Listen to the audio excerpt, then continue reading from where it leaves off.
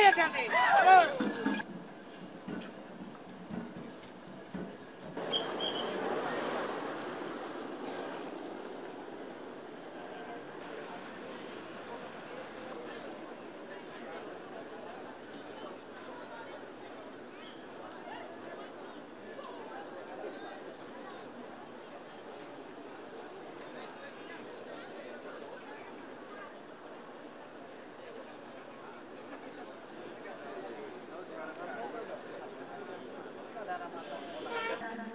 Mahkum Basyuni, yang terhormat serta Ibu Romlah Aksamahmu, yang terhormat Assalamualaikum warahmatullahi wabarakatuh.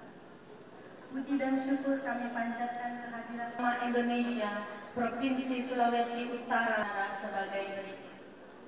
Latar belakang Majelis Ulama Indonesia sebagai wadah waris para nabi, waratsatul anbiya, pelayan umat, kadimul ummah, pembawa risalah, dan selanjutnya atas nama panitia dan Dewan Pimpinan Majelis Ulama Indonesia Provinsi. Yang saya hormati Menteri Agama, Pimpinan Dewan Perwakilan Daerah Republik Indonesia, Pak Askar. Hadirin wal hadirat, wabil khusus ini kita iringi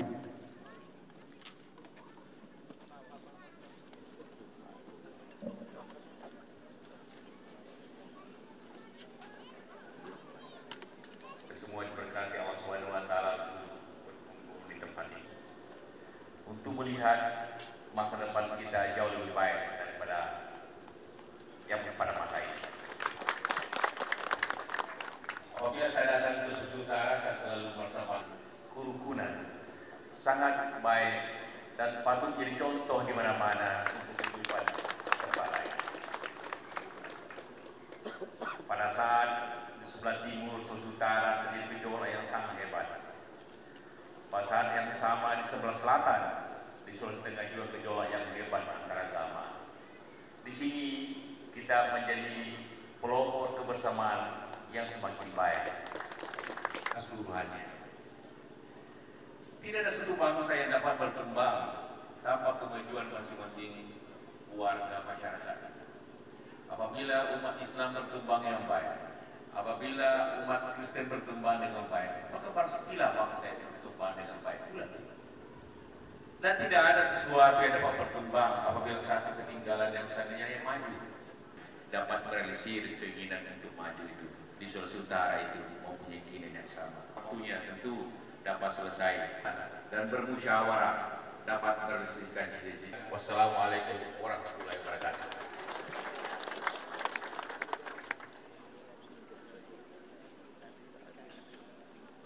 doa yang akan dibawakan oleh Ketua Majelis Ulama Indonesia. Semua berdoa.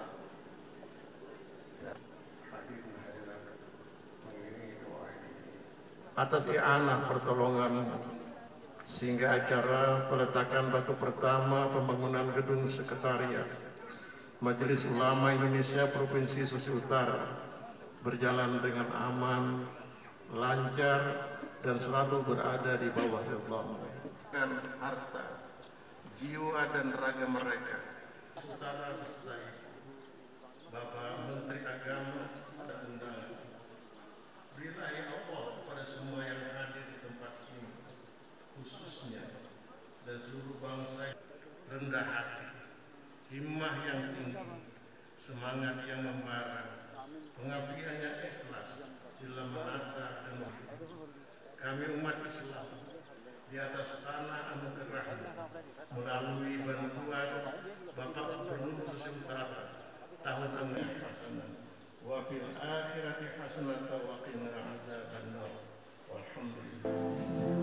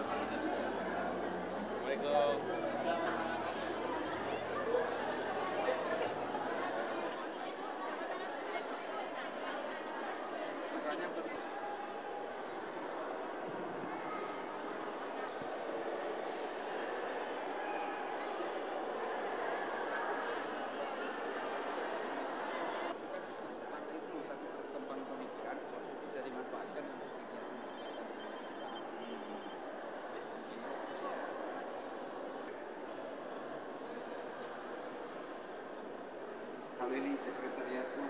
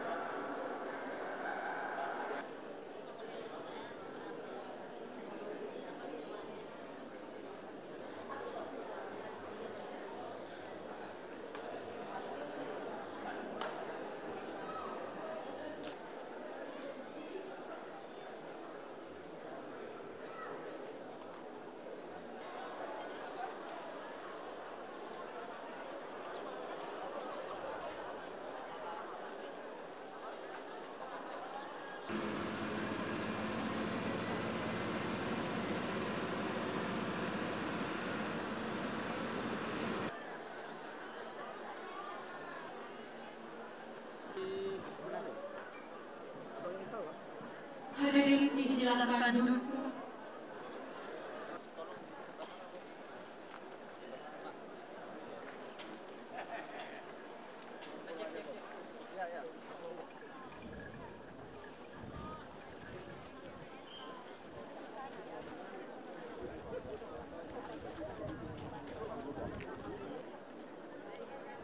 Beserta Ibu Dr. Anda Sinca Sondang Mande serta hadirin yang kami hormati. Ke-73 tahun 2005 dimulai. Acara pertama Warung MSC.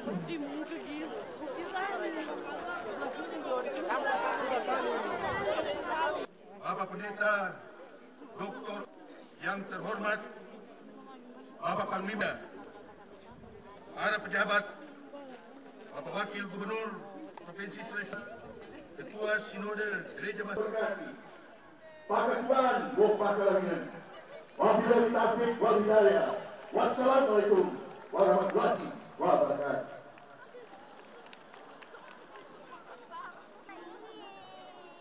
Selanjutnya Indonesia, Bapak Pendeta Dr. A. Yewang. 2 GP.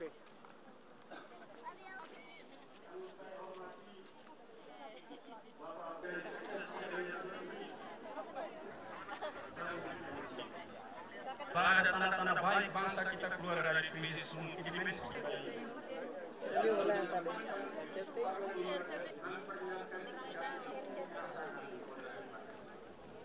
Biaya kompensasi yang dijanjikan pemerintah tidak sungguh-sungguh direalisasikan. Banyak jemaat yang tidak mempunyai pendeta. Syukurlah bahwa BIM tidak mengalami gereja lain di Indonesia. Bagaimana mewujudkan kebersamaan itu? Bahkan gereja harus mampu hidup dalam polis. Dari kata itu istilah politik diturunkan. Harus mampu hidup dalam kota, dalam masyarakat di mana gereja itu ada. Namun demikian, gereja secara langsung dengan Bapak Wakil Presiden bersama Ibu. Selamat Bagudapa kepada Bapak. Gereja Masehi Injili di Minahasa 73 tahun 2005. Hadirin, salam sejahtera untuk kita semua. Shalom.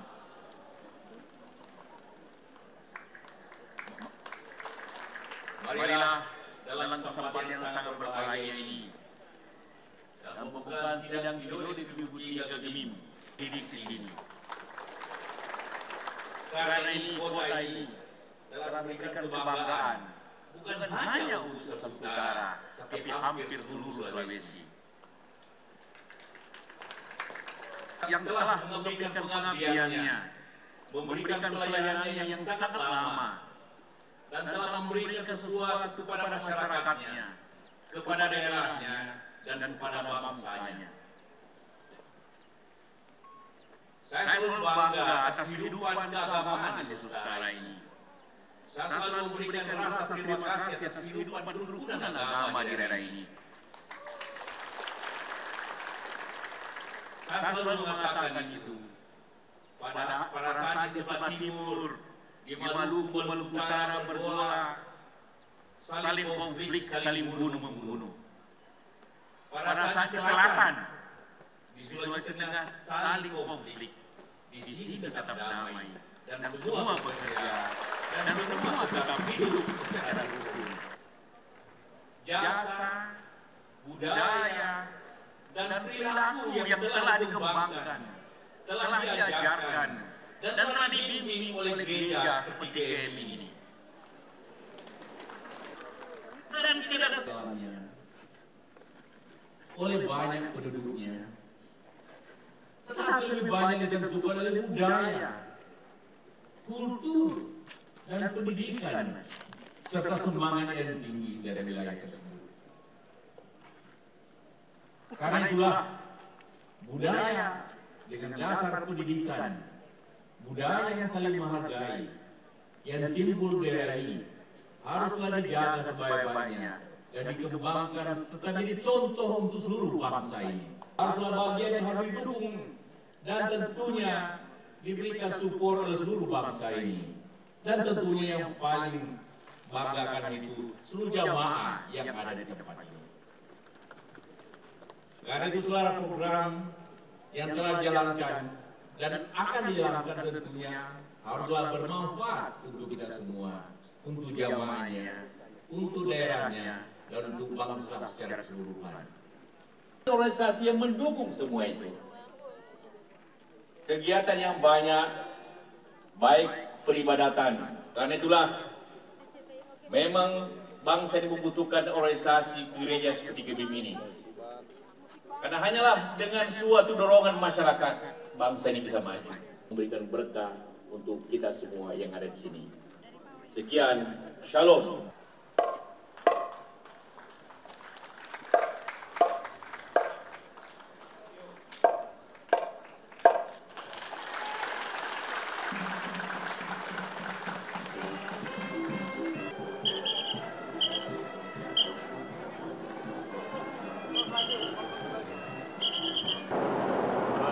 Akan ada rapat paripurna dan juga rapat konsultasi nanti malam.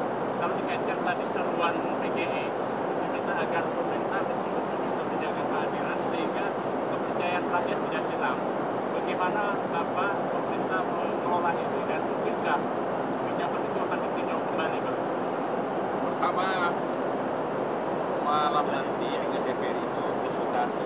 Konsultasi itu tidak menghasilkan suatu yang saling mengikat, tetapi memberikan pengertian kepada masing-masing pihak.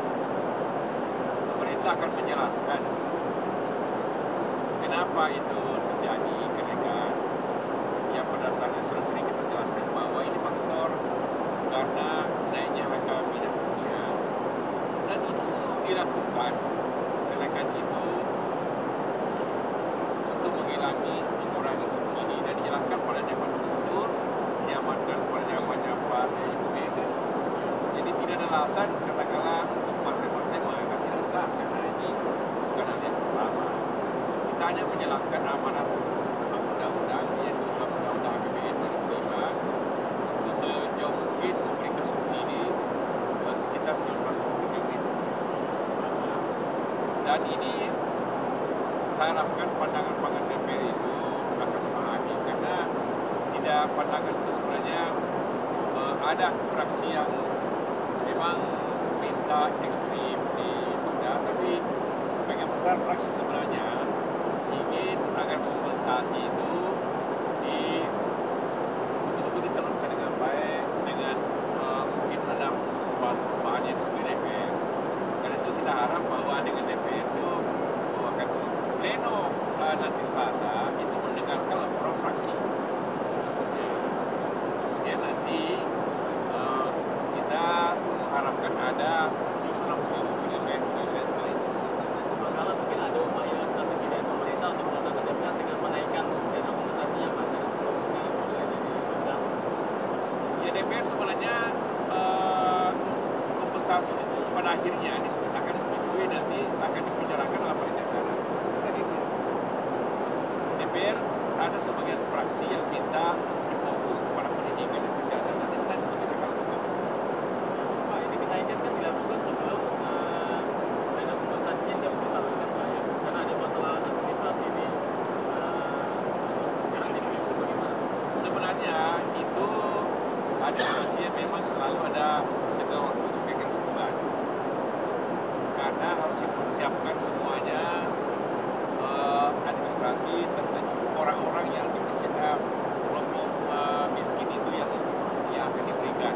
Jadi persiapannya memang sebulan sehingga April itu sudah sebagian besar sudah selesai. Pak, kira-kira apakah karena desakan DPR pemerintah akan memenuhi mereka untuk menaikkan gaji Pak sebagai imbal jasanya Pak? Gaji apa? Gaji DPR kan naik. Nah itu gaji DPR saya kira bukan pemerintah yang menaikkan, itu biasanya akan disusun dalam anggaran tersendiri dengan pemerintah dan DPR. Pemerintah belum memberikan itu ancaman itu akan diprediksi. Walaupun naik itu sama sekali bukan kompensasi ke DPR. Dari sisi hitung-hitungan di atas kertas itu sampelnya kenaikan BBM sehingga semua kehidupan normal gimana? Kapan? Hingga bulan Sebulan biasanya. Kalau sebulan sudah terjadi namanya equilibrium baru. Katakanlah berapa? Kalau ongkos angkutan naik, maka pada akhirnya juga pedagang, katakanlah pedagang beras sedikit menaikkan harganya. Pada akhirnya juga masyarakat akan menaikkan juga barang dagang lainnya. Yang kena pada akhirnya itu adalah kelompok orang mampu. Yang itulah kemudian disubsidi dengan cara lain. masalah jatah BPS tadi kenaikan orang miskin malah 2% Pak. Kenaikan dari penjelasan Pak Ical itu bagaimana Pak? Saya kira itu bukan penjelasan BPS. Ada seorang Kasubdit. Nah, Kasubdit itu katakanlah eselon berapa itu? 3 barangkali. 4. Nah, yang menjelaskan itu di luar tentunya tidak sebagai BPS secara resmi. Ya. Tapi hasil penelitian BPS ini jelas dan juga UI bahwa itu justru karena lebih banyak kompensasinya diberikan kelompok tidak mampu itu dibanding dengan kenaikan harga yang besar. Karena itu katakanlah kelompok kurang mampu itu akibat kenaikan itu hanya kena kurang 10%. Sedangkan 10% itu artinya yang kita ambil ini 25 triliun kurang lebih. Artinya kurang lebih hanya kena kira-kira miskin itu 3 triliun. Kita kasih kompensasi lebih besar dari itu secara rata-rata. Memang betul Pak ya. Tidak benar itu angka itu. Pemerintah kapan memastikan dana kompensasi bisa disalurkan Pak? Karena kan dikatakan waktu itu paling lambat efektif awal April. Iya, itu sudah pasti. Sudah pasti ya. Soal lain Pak, mengenai krisis pangan di Indonesia Timur di Nusa Tenggara Timur, bagaimana penanganan pemerintah sejauh ini Pak? NTT sebenarnya kan memang daerah kekeringan ya. Itu secara nature gitu, secara alamiah ya begitu. Karena itu masyarakat di sana kan memakan lebih banyak jagung daripada beras. Jadi mungkin hanya ada suatu kurang laporan persediaan. Sekiranya persediaan katakanlah jagung beras kurang, pemerintah akan memberikan. Karena itu kita perintahkan perintah dan buruh untuk melihat itu. Apabila kekurangan segera kirim beras untuk bagi kekurangan. Sampai saat ini sudah ada laporan. Saya belum dapat laporan hari ini. Tapi saya pastikan kalau rakyat tidak akan kelaparan hanya karena kekurangan beras atau kita akan segera kirim untuk rakyat. Pak, kesediaan TNI Polri Pak untuk membeli beras diganti dengan itu.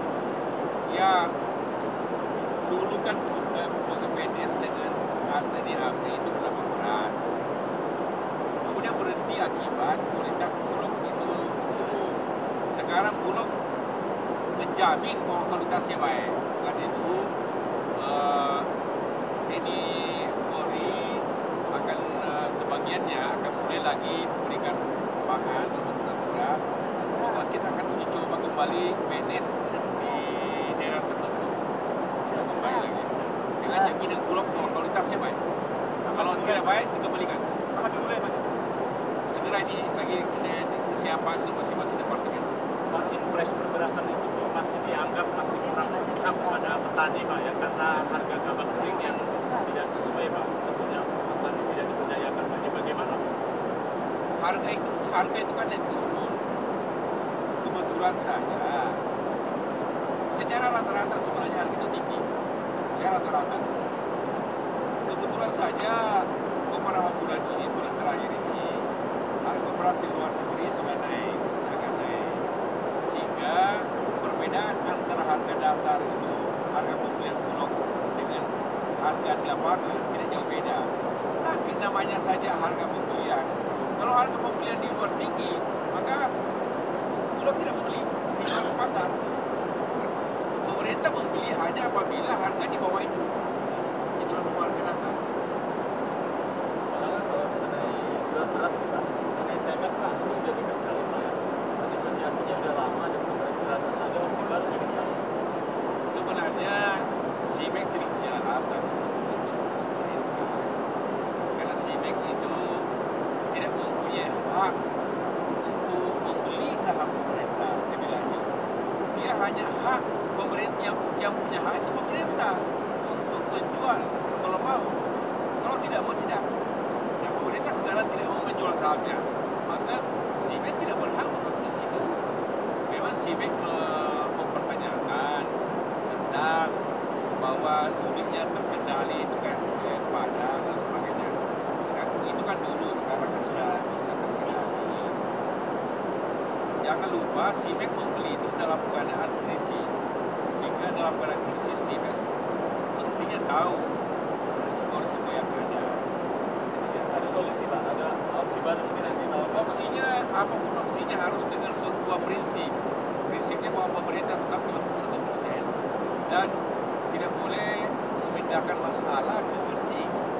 Yang bersih, karena itu solusi hanya satu, bahwa kembali seperti dulu. Tetap aja seperti ini, Pak. Ya, tidak ada cara lain.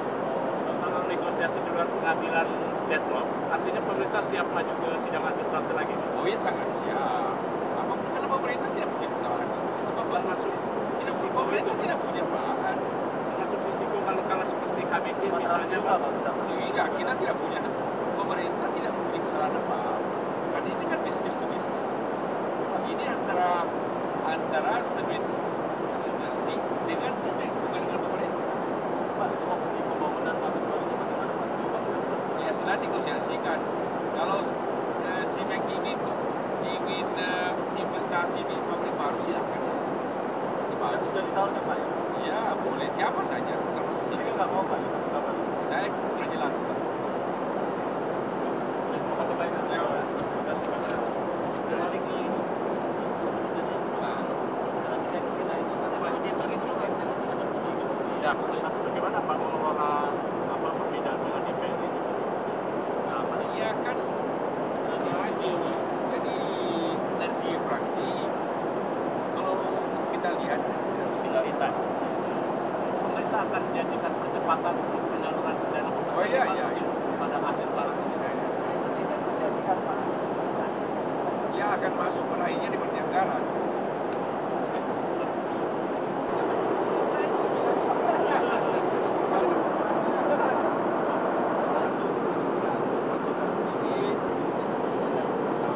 Mas Jaka, bangun. Sudah Bapak capek. Enggak, saya tiga kan. Mantap.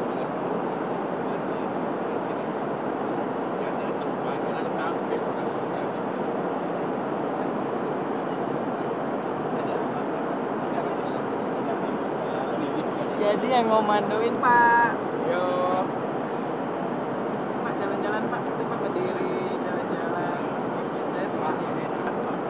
Mas enak ini.